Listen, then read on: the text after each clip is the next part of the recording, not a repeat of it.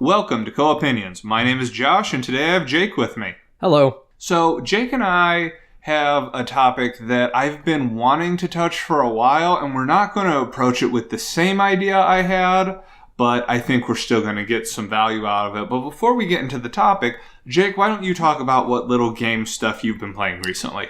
Unfortunately, I've been in the middle of moving. Clap, clap, clap, clap, clap. So the last thing I played was the Horizon Zero Dawn DLC, The Frozen Wilds, which anybody who's listened to me talk about anything I've played knows that I'm just become a rabid fan of that particular franchise. So you have. I like how franchise is one game plus DLC. I know more than once you've talked about, Josh, we have to talk about this on the podcast. We have to. Yes, and I kept bugging you to actually play it. Now that you've played it, I can... super into it. Yeah. Like, I know where you're coming from. We might have to take a slightly different approach than just gushing about the game, but we will be discussing it. No doubt. So what do you think of the Frozen Wilds DLC? I quite enjoyed it. It did not feel in any way out of tune with the rest of the game. It actually seemed to fit pretty well. I will say, however, that it is brutal. Just monstrously brutal in comparison to the rest of the game. Which is saying something, because this game was not known for its ease of use. Yeah, no, the enemies that they pit you up against when you first go into that, they're hard. And I thought it was just because I was starting the game on a New Game Plus with, the ultra hard setting, and I went back and, defeated the Thunderjaw like it was nothing, went up against one of the new enemies, and it was just like, smash. Smush and crunch. Yeah, actually, it mostly just set me on fire a lot. Which, I guess in the Frozen Wilds, there are worse things. At least you're warm for a little while. Till the sweet embrace of death. The ultimate warmth. Yes. All right, anything else? That's about it for the moment. Okay. I, myself, last time I believe we discussed that I wrapped up Dark Souls 3. I think I mentioned that. Could, maybe. That was still amazing. Super proud. Actually, there's no way, because I just did it in the last week. Wrapped up Dark Souls 3. That was amazing. It felt good to wrap it up. And I really want to talk about... No, I had to have talked about this, because I talked about how much I enjoyed all the environmental storytelling. We will discuss this at length in some other episode.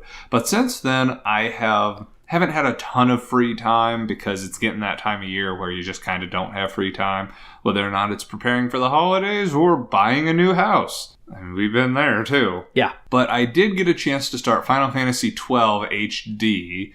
This is the international version, as opposed to the one that was released in the US some decade ago.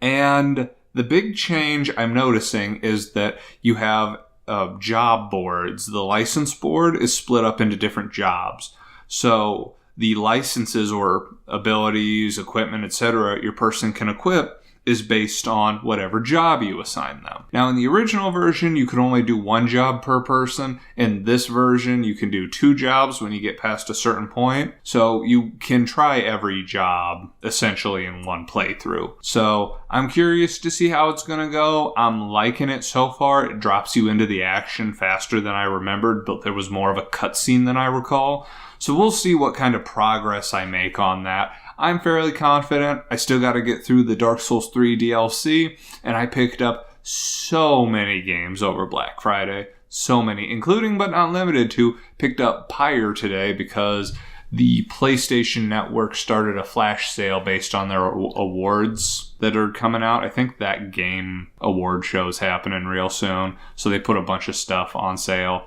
So I picked up Pyre. Soon as I beat Pyre, we're having a Supergiant Games podcast. Yeah, and I've heard it's very much not like their previous 2 games. Well, I mean, Transistor was not like Bastion, except for the fact it was isometric. The battle system was totally different. Yeah, but it was still kind of a, top-down...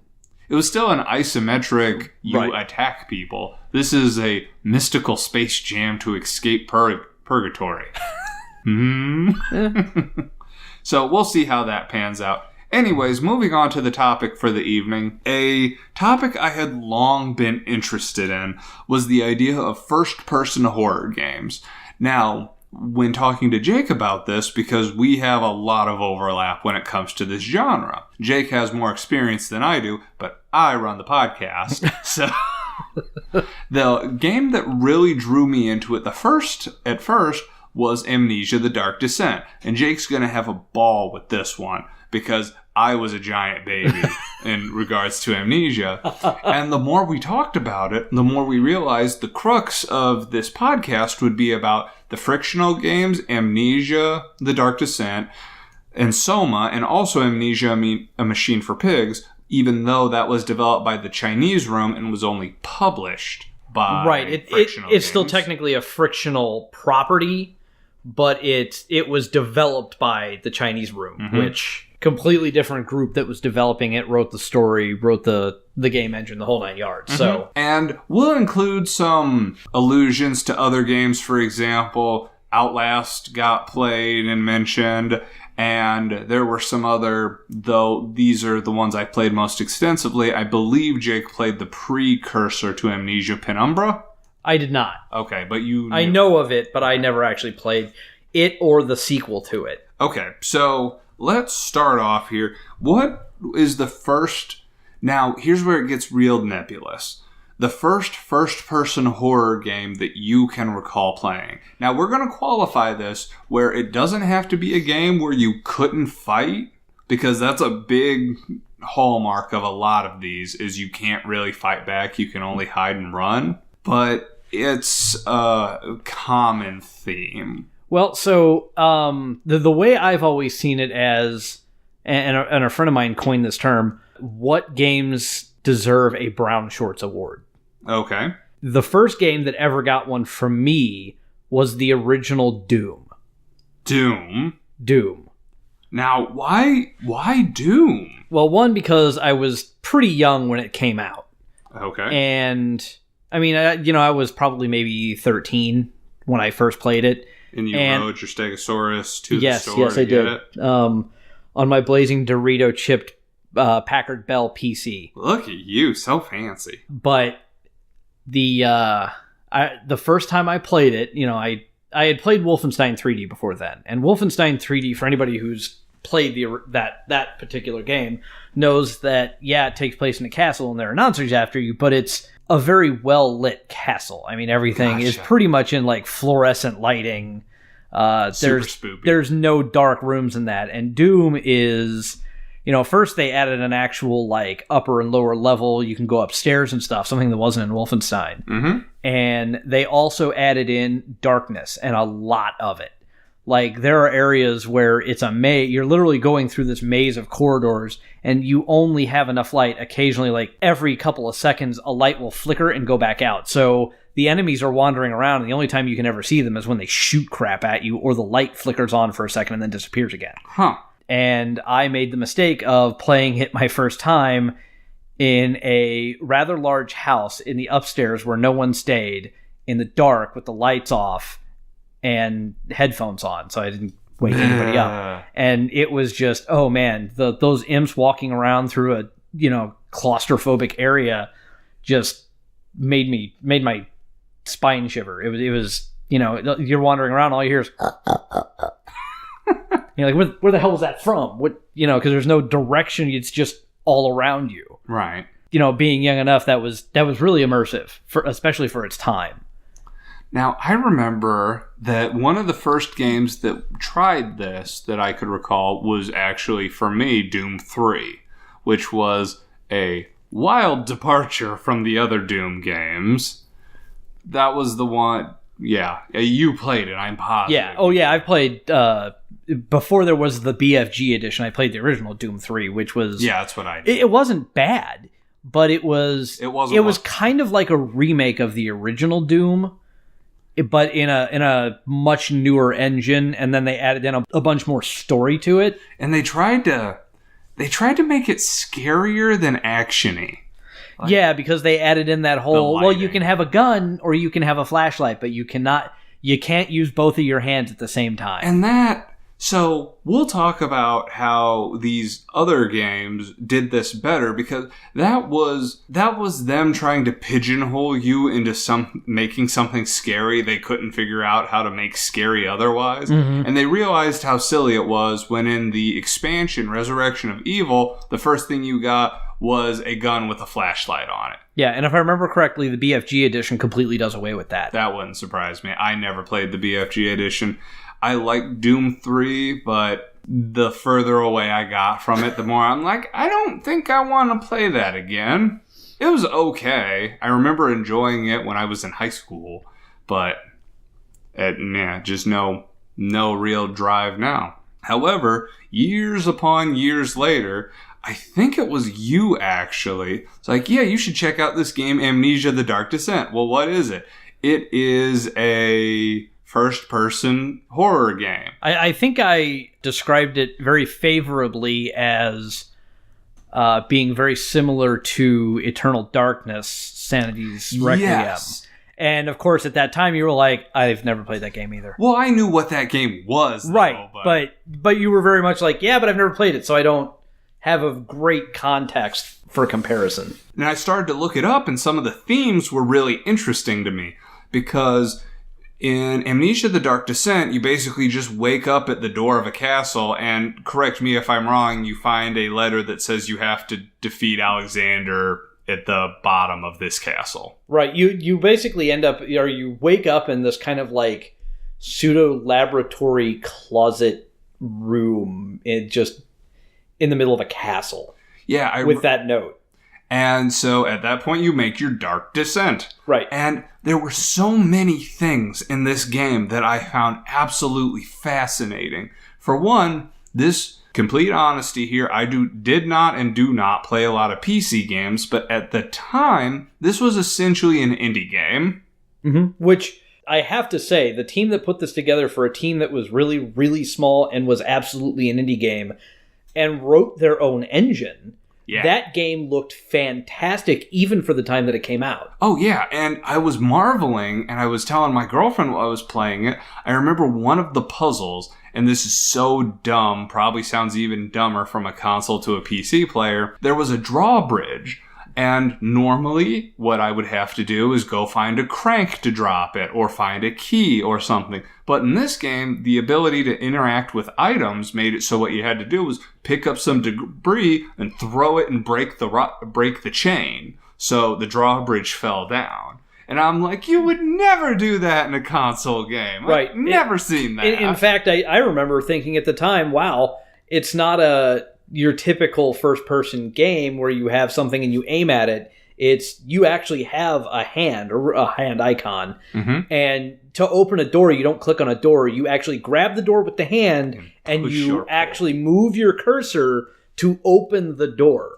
There was a lot of those little touches that really made the game immersive. Yeah. And one of the things, this game did atmosphere so well, so incredibly well, that I think you're hours into the game before you even encounter your first enemy. Oh yeah, but it does a very good job of making you freaked out from the very first moment. They do really good with the ambient sound. There is a darkness mechanic in this game where if you are in darkness, you lose sanity. Mm-hmm. But if you are not in darkness, then enemies can see you. Right. And on top of that, if you look directly at enemies, they can notice that you're looking at them and come and get you. And looking at them loses sanity. Right. So there was a lot of balance mechanics in this game that were very well done. And I thought that the weird balance between if you're in the dark, you're safe, but you're losing sanity. And if you're in the light, you're gaining sanity, but attracting the enemies. And the enemies in this game, so you couldn't fight them. We've established this before. You could only run and you could only hide. And if the enemies found you, the weakest enemy killed you in 2 hits. Yeah. Very, very badly. Mm-hmm. It is very, very... And that goes back to the whole way they had everything set up where how you open doors. You could literally run into a room, find a closet, and hide in a closet. If an enemy had caught a glimpse at you, if you went around a corner, ran into a room, hid in a closet, whatever, you had to run up to a door, open the door with your hand cursor, run into the room, turn around, close the door behind you, find the closet, open the closet, get into the closet, and close the door of the closet just to hope that the thing wouldn't come bursting into the room and rip the doors off the closet to find you. And the first time you semi-interact with one of those enemies, I say semi because it's basically their way of teaching you how to hide from enemies. You go into a room and it says, an enemy's coming. Hide. I think you say it in your head. You're like, I hear something coming. I have to hide somewhere. If you run and you hide in one of the closets or one of the armoires or whatever, if you open the door so the enemy can see you, it ends up being in your head. The enemy isn't actually there. And this is kind of a recurring theme, because in that area, as you're searching around, you're like, oh, this is a nice, well-lit lobby area. Then after you have that encounter and find this little note that lets you know that the main antagonist, Alexander, might not quite be what you think he is, you come back out, and it's much darker, and all the statues are broken, or weird, or both. And this changing perspective is something that I found really interesting in this game because it tied into the sanity mechanic, which I'm going to jump way ahead in the story here, but near the end of the game, you find the study of Alexander, and on the steps up, there's a picture of him above the stairs. And when you're reading through all of his documentation where you find out that he's a being from a... So I guess spoilers if you haven't played this game or any of these games. 7-8-year-old game. Right. Spoilers from here on out, I guess. Anyways, you find out that Alexander is a being from a different dimension, and all of this stuff he'd been doing to the locals, he didn't really see it as crimes against humanity because he wasn't human. It was the extent of basically a cattle rancher killing cattle. It's like, yeah, it probably sucks, but they're cattle. Who cares? And all this stuff you're reading damages your sanity. I can already hear the vegans stomping at your door. Yeah, whatever. I don't know any vegans. And none of them listen to this podcast. Yet. Someday. And we'll crack the vegan market. That vegan video game market. Lucrative market. Anyways. Well, they do shop at World Market. Heyo. Anyways, as you're descending the steps to leave this guy's study, all the damage you've done to your sanity causes you to see things differently, including his picture. So it goes from looking like a 1800s Victorian era dude to a guy who has pits for eyes and a big gaping maw. You're like, whoa, what? What the crap is going on here? The game really does mess with your head quite a bit. It would, like, as you lose sanity, weird things start to happen. One thing that killed me, and this was one you may or may not, you definitely remember. I got to the cistern in the game. Like, oh my god! It's like 40% into the game, if even. And I'm playing it with the lights off and my headphones on, and I get into the cistern. I'm like, nope, I'm done. I'm done. And unless I'm wrong, you're like, what do you mean you're done? I'm like, I can't do it. I cannot do it. And I remember like holding conversations with you about this game when you were playing it, and you're like, I can only do 45 minutes at a time. Max. Because I am constantly afraid that... Keep in mind, you were texting me when it was broad daylight out, telling me about this, and you're like, my heart is pounding. I got the palps. I fear like someone is going to just break through the back door and brutally murder me in my own home. Well, what killed me about this game, and this speaks to the atmosphere, how well they did it. When you get into tense situations, your character starts grinding his teeth and his heartbeat increases. Yeah, that was the thing for anybody who hasn't played this is your sanity meter was actually a heart. Oh, it was a brain. Your sanity meter was a brain that decayed as you lost. Oh, that's right. Your health was the heart. Your health was the heart. So if you paused the game, or not really paused the game, but if you went into your inventory, your brain was there and your heart was there.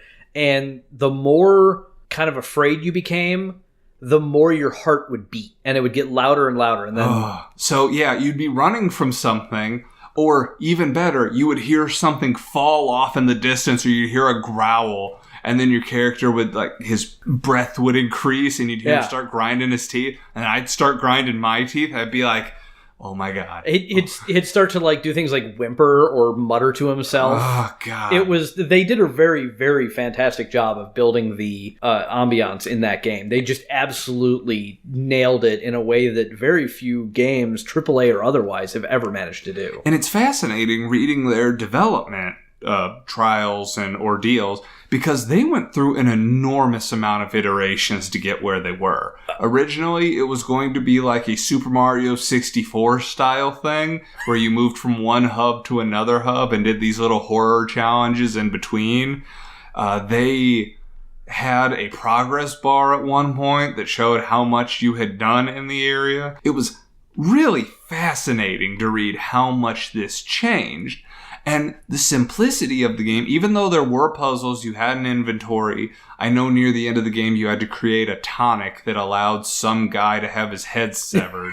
Yeah, that was, it wasn't Alexander, that was... Agrippa.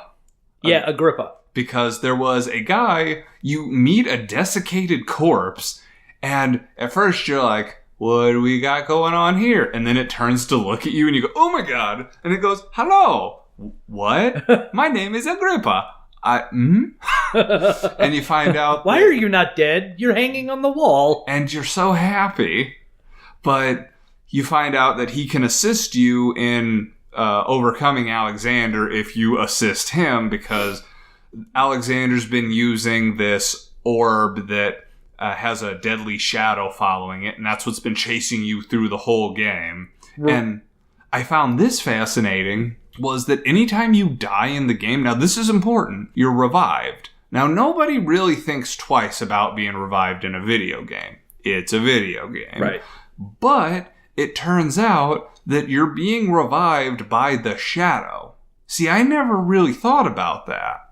The reason that's significant is two reasons. One, near the end of the game, Alexander locks you in a cell, and the shadow basically catches up with you, and if you can't get out, the shadow will eat you. And then you'll hear a voiceover from Alexander who says, your sacrifice won't be forgotten.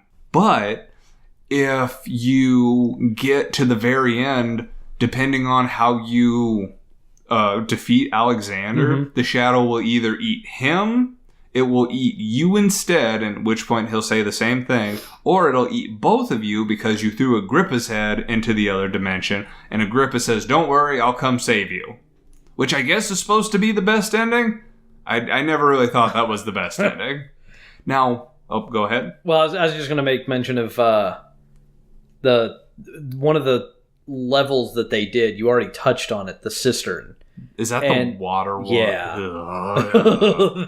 that one, they literally start the level with I think it was a sign or a note that said, stay out of the water. And they were absolutely not kidding. Yeah. And I've played other games where they have a similar mechanic, but this one was just so brutally terrifying. It was the one time I actually did have to put down the game, walk away, and come back to it like an hour or two later. So you start in waist-deep water, and then you see the stay out of the water, and you're like, wonder why that is. Then you see in the distance, something splashing in the water toward you. Like, I wonder what that is. Dead. Turns out there's an enemy under the water that will kill you instantly if it catches you. And you can draw it away by throwing bodies into the water. Basically meat, by throwing, like, desiccated corpses and parts of arms and stuff. You just fling it across. And it'll go over there and eat that, but it only lasts a couple of seconds. And then it's like, hey!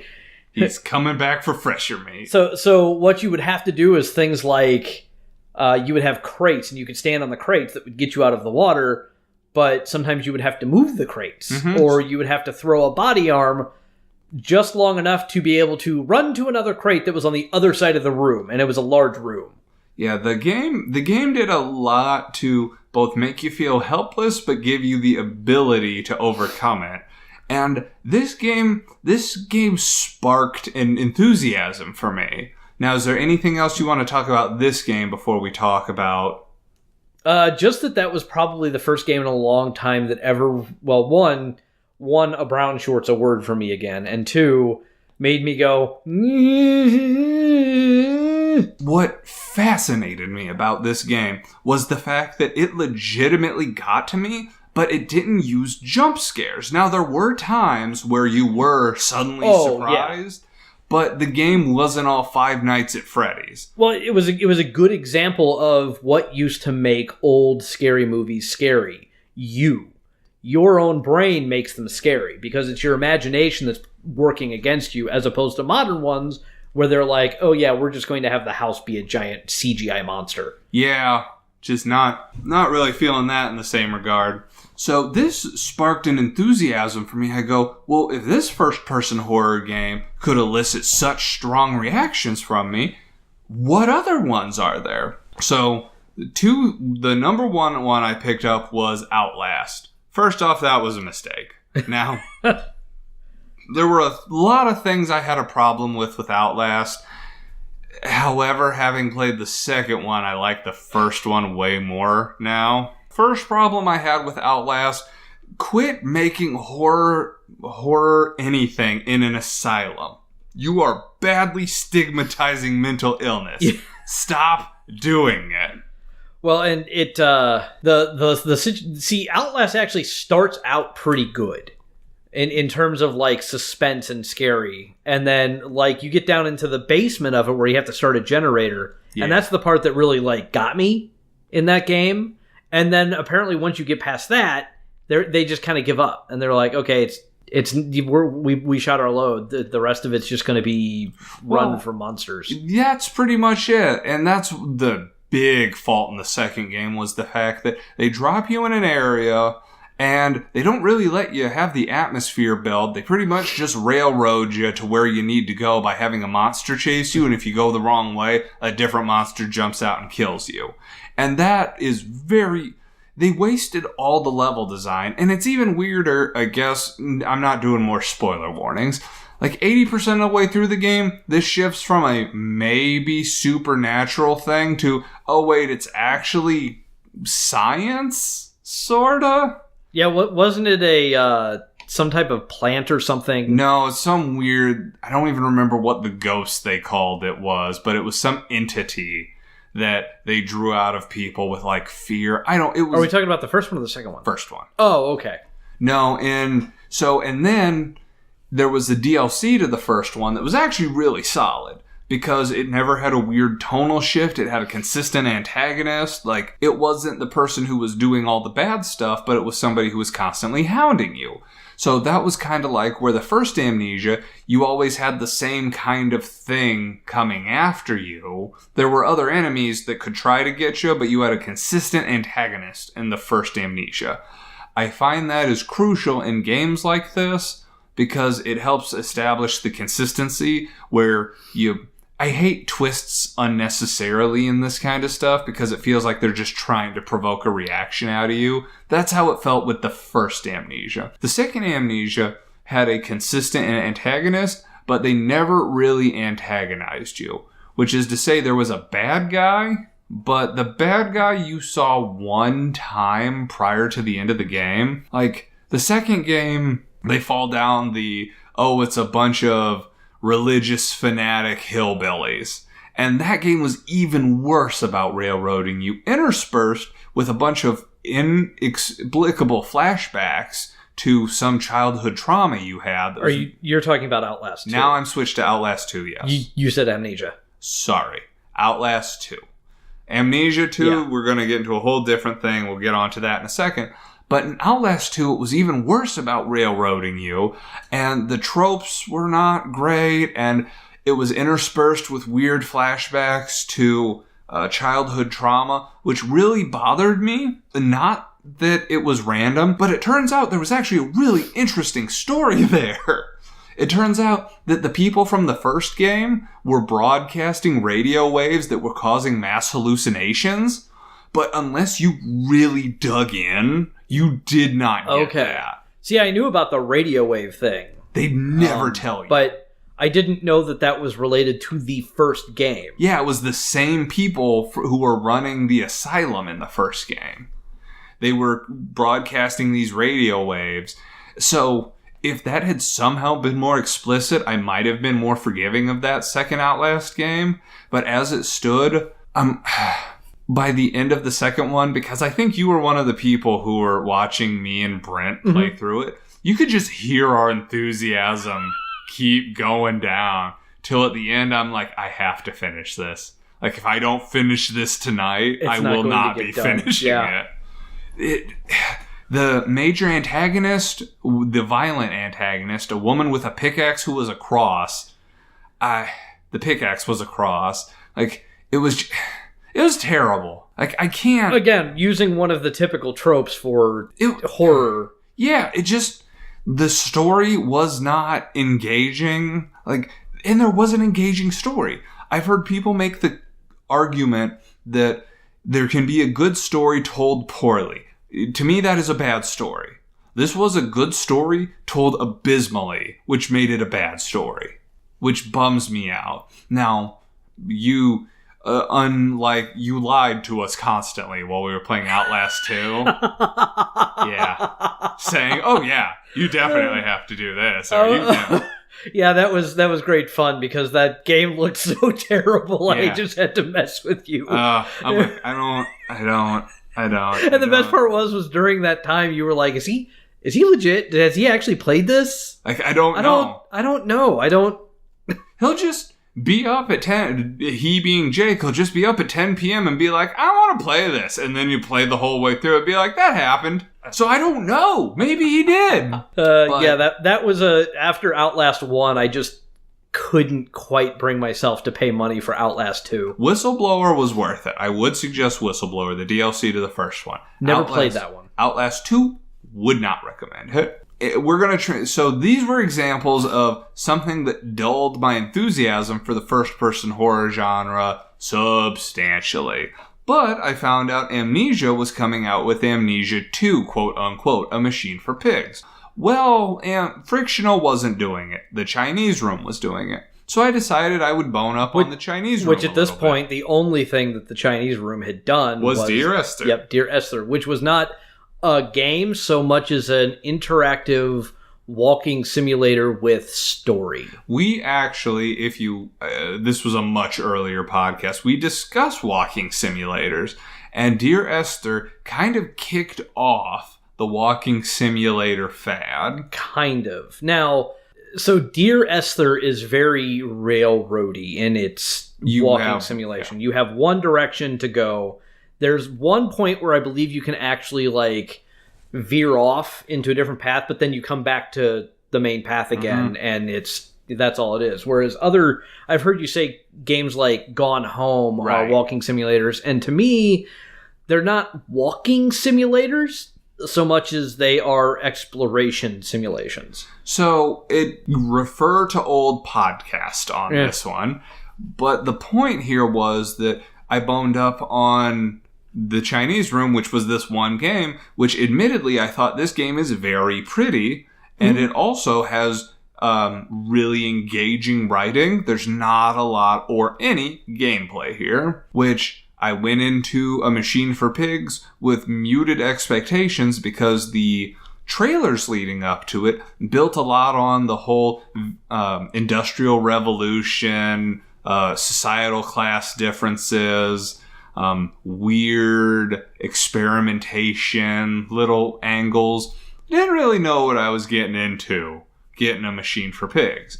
And as I started playing it, things rapidly became apparent to me.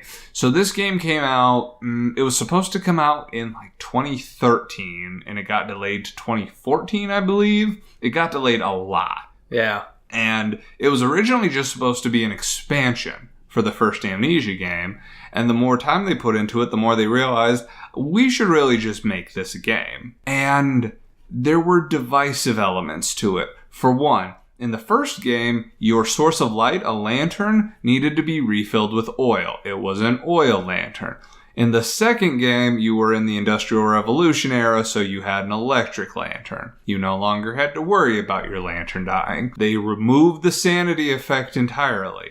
I believe they removed the health entirely. You just basically had to run away and all your health would regenerate. You could tell that this was made by the same people who did Dear Esther, because one of the attributes to me of these walking simulator games where there's no fail states in a walking simulator. That's an important distinction. They wanted to reduce as many of that as possible, and you could tell they definitely wanted to tell their story. Yeah. Because compared to the first game, the language was so much flowerier. It was very much more a narrative game than the previous Amnesia, where it was, you find notes here and there and you figure stuff out. Whereas this was much more, like you said, flowery in its prose. It was much more, we want to narrate to you, we want to tell you the story, not let you figure the story out on your own. Now, there were still some bits. There were diaries and notes you could find, but they were much more explicit. They had a much more vocal antagonist in this game, and the idea behind it still is interesting to me. I know that you were harsher on this game than I was, I believe.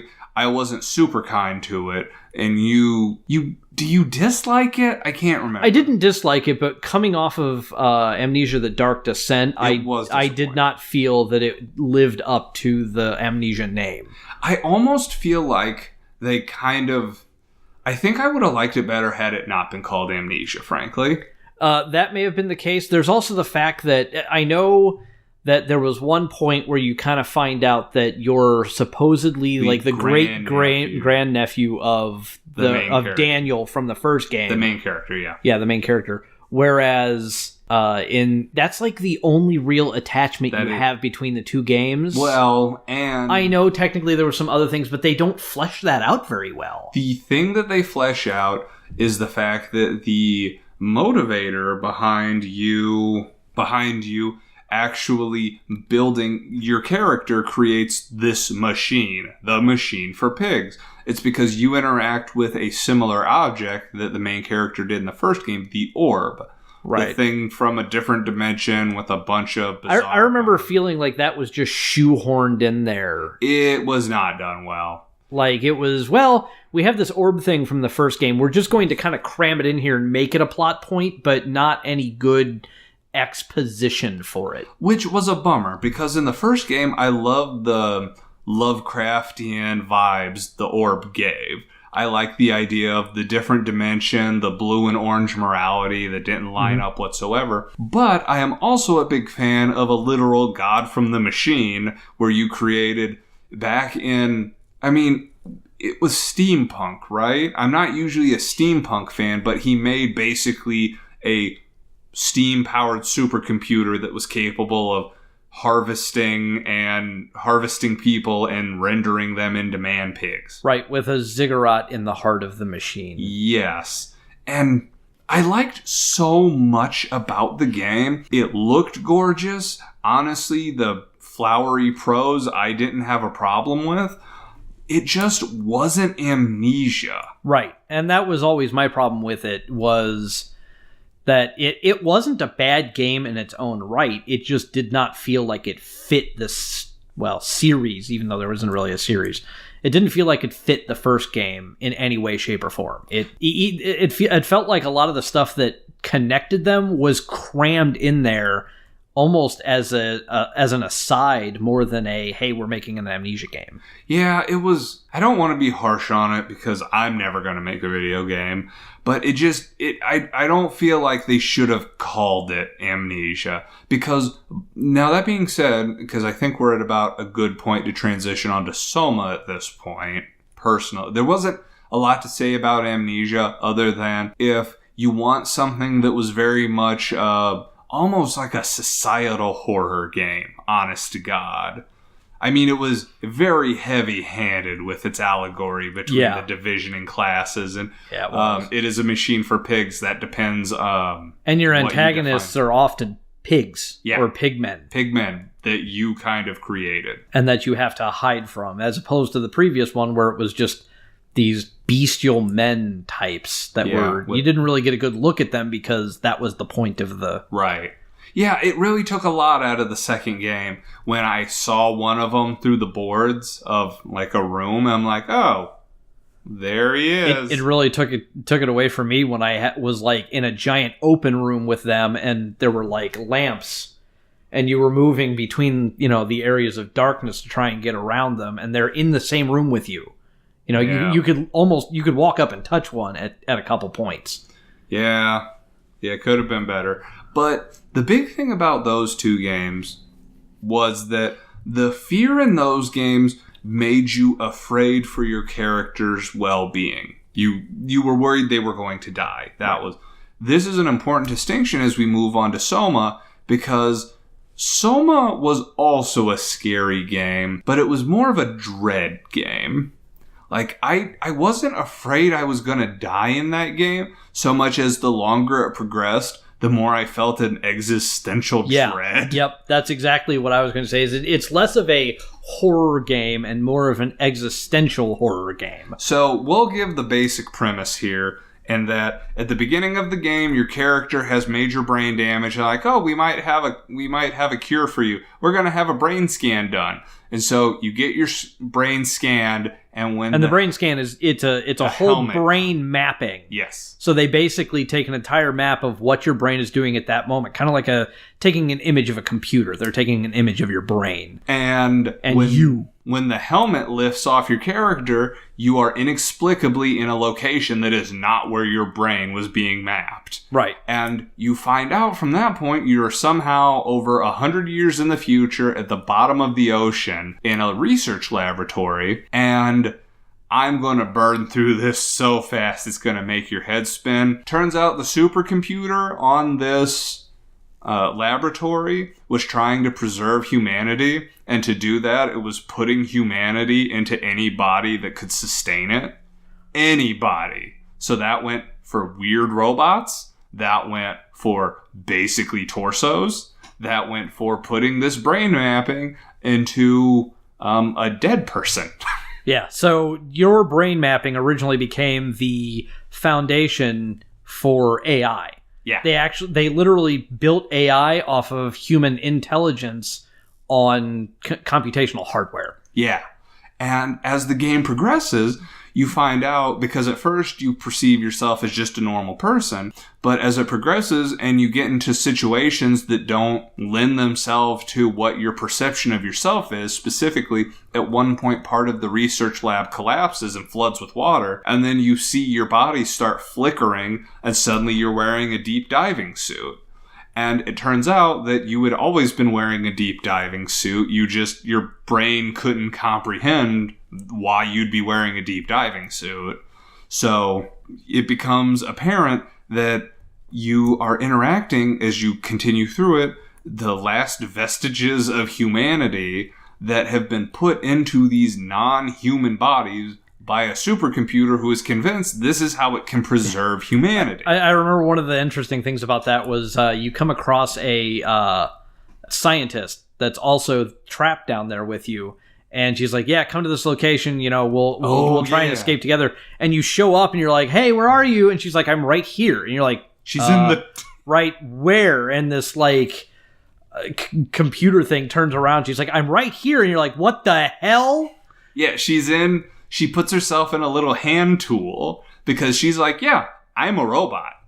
And I'm an AI. I've had a brain map done and I know what I am and it's fine. And then as it progresses, she's like, you're one of these things too, right? And this is where the game really started to mess with me. Not like in the same way that Amnesia messed with me, but it started making me ask some real personal questions. Yeah, Amnesia really messes with your sense of sanity in terms of just suspense and heart-thudding terror.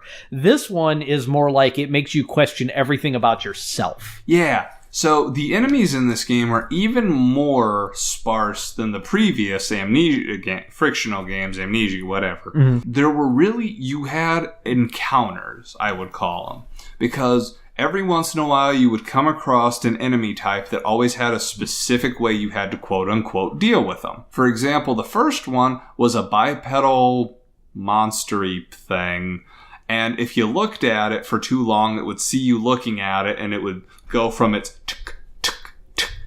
If it saw you, go, tick, tick, tick, tick, tick. Yeah. You go, no. And boy, it wanted to smash you. Oh, so bad. Now, the only thing in that game, the only one enemy ever got me in that game, and that was the one that you couldn't look at. That was the disco ball monster.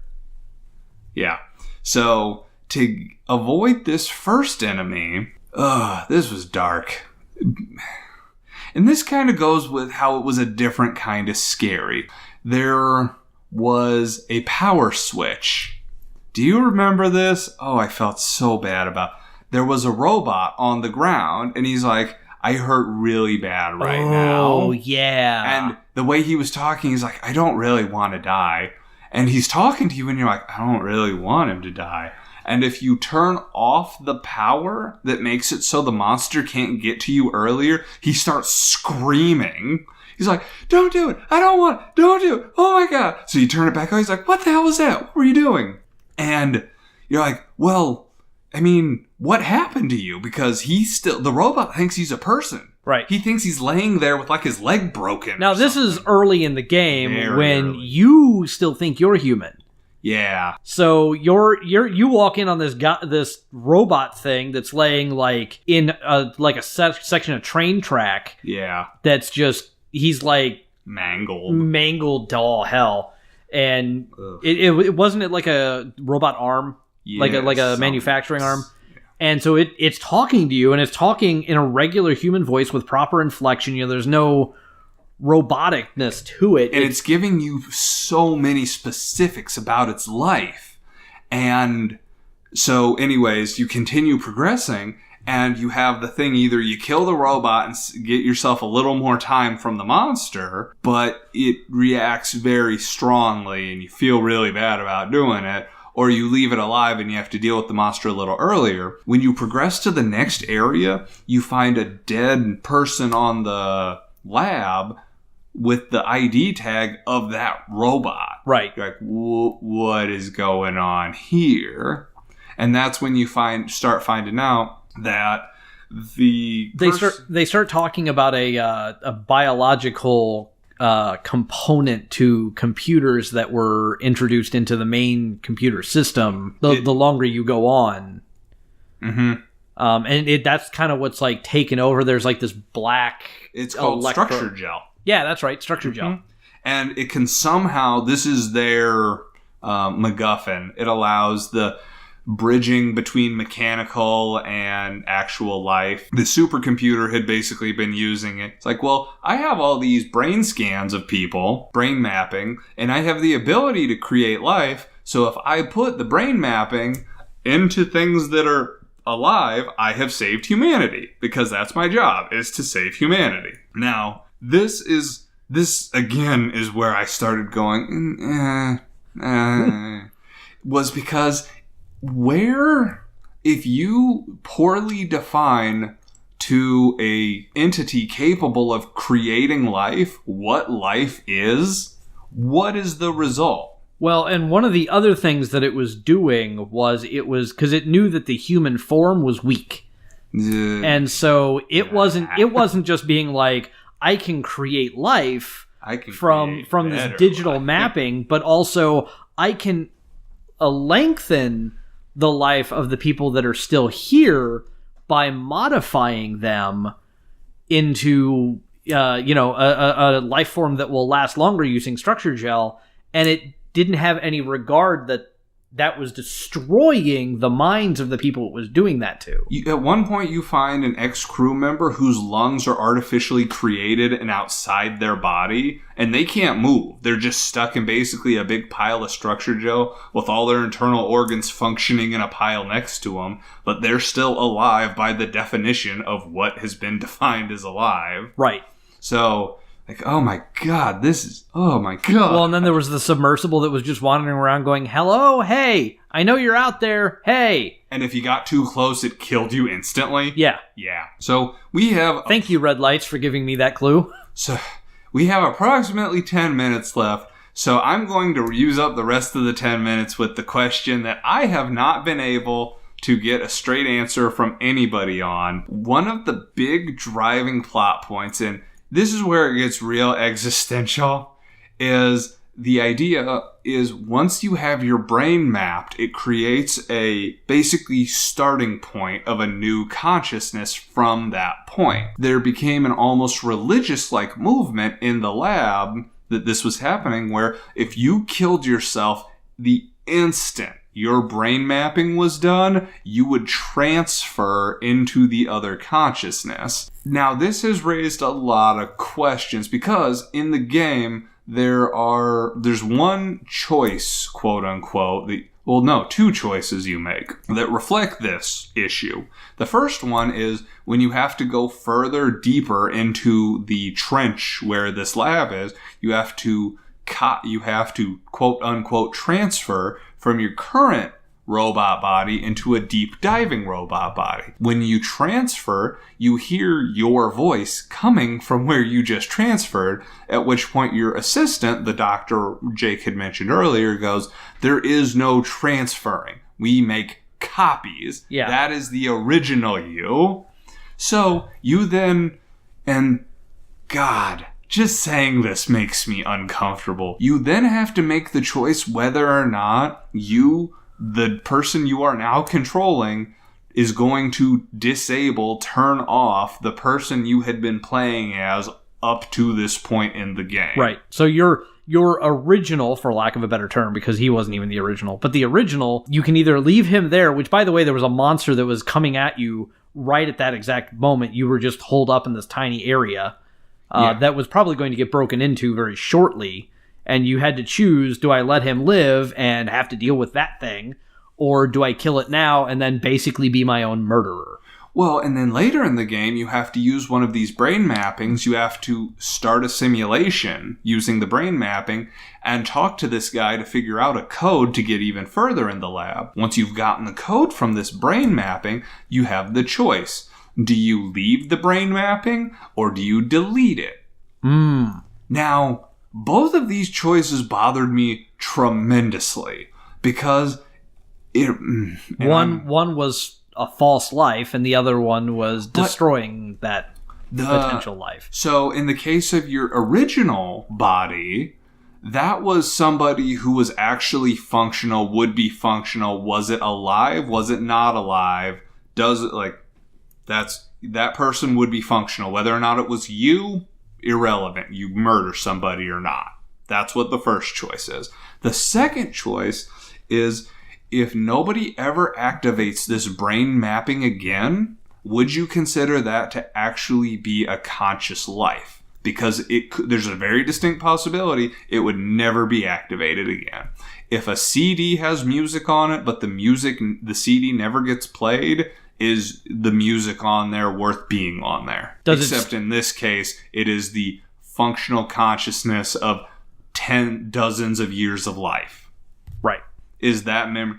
And I actually kind of labored over both of these choices for quite a while because I'm like, I don't want to make this decision. So, just so you know, in both cases, I killed the first guy and I deleted the second one. I left the second one running. I did, however, I believe, kill my original copy because I really didn't want... Actually, I think I originally chose to leave him alive, and then afterwards I was like, no, we need to kill him because I don't want to leave him to that thing.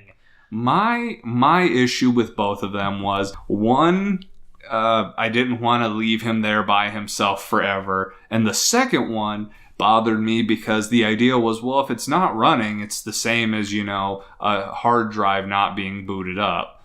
But is it? Like, you don't...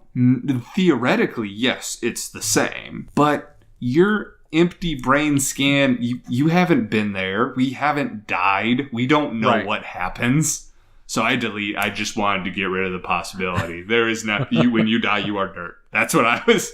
I'm not ready to deal with my mortality on that level. So that idea, the idea that it's some kind of weird existential grasping of your own mortality, that's what really kind of spooked me about this. Now, I will say that the your character deals with this particular problem with the copying of himself, and then the end of the game. Okay.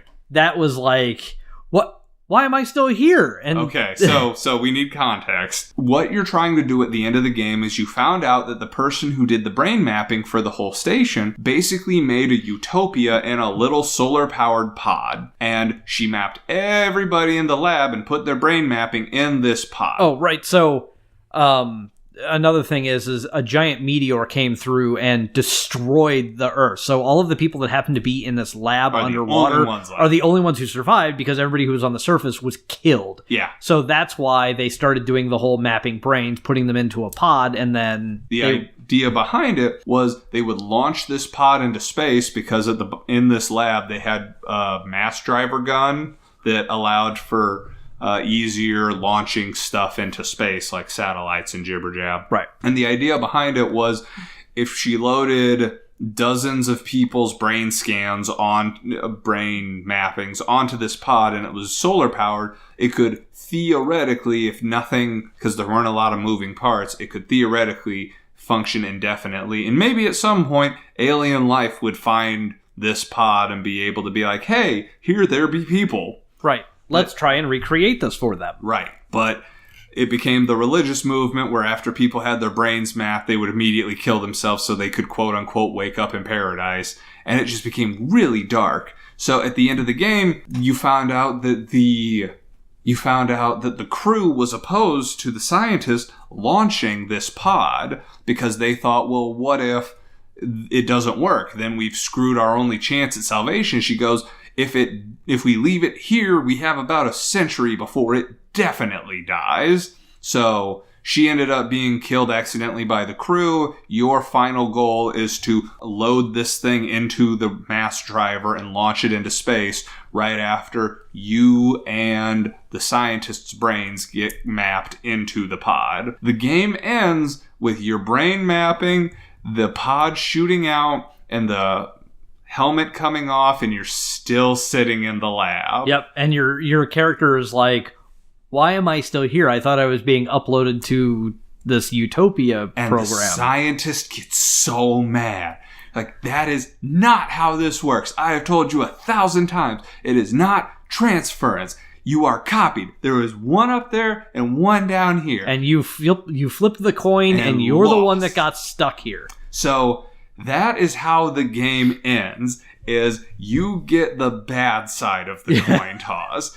When earlier in the game could have ended when they shut you down and killed you. In this case, you got the bad side, where you were the one who got left because that final mass driver thing drained all the rest of the power from the lab. The game ends with you sitting by yourself in this dark lab. And it is dark and it made me sad. But they do have a post-credits scene where other you wakes up inside Utopia Pod and everything looks awesome. And you get to meet the scientist in her original form, to which you basically go, hi. And then that was the end. So these games had wildly different scare factors, and of all of them, I would definitely recommend Soma the most. Yes. But that's because that game did more than scare me. It made me question things about my life. Well, and it was actually enjoyable to play. Yeah. It was a good game. It was interesting. It had engaging gameplay. It had awesome story. It was an overall fantastic game. And like scenery design was so different from Amnesia and Penumbra both, that it was a massive departure from both of those games, and they still managed to do a fantastic job of it. Which, by the way, do you remember the trailer, the teasers they were putting out for this game? Yes, one of which definitely... Oh, wait, the live action ones? Yes. Yeah. Where they were teasing it before they were like, yeah, we have a release date. It was like teasers of, we're developing this. And the first one is just a girl walking into a room with a giant, weird console-looking thing. It looks like a computer console, but it's huge, and there's just all these like random tubes and wires and parts coming out of it, and she's talking to it, and it's talking back, and she's like, what's your name? And it gives the name of a crew member, and she like hits the intercom and talks to that crew member. And then the machine starts getting real angry that somebody's copying. She actually calls the crew member in, and he's like, "What is this?" And it's, oof. Yeah, it was. They were really interesting. They were only there to pique your interest because they did not explain anything about the game at all. Nope. But they definitely made you go, "What the hell is going on with this game?" Yeah. And so you play the game, and the game has nothing to do with any of that. Well, directly, no. But after you played the game, you're like, oh, now all of those teasers make total sense. Now it thematically makes sense. Right.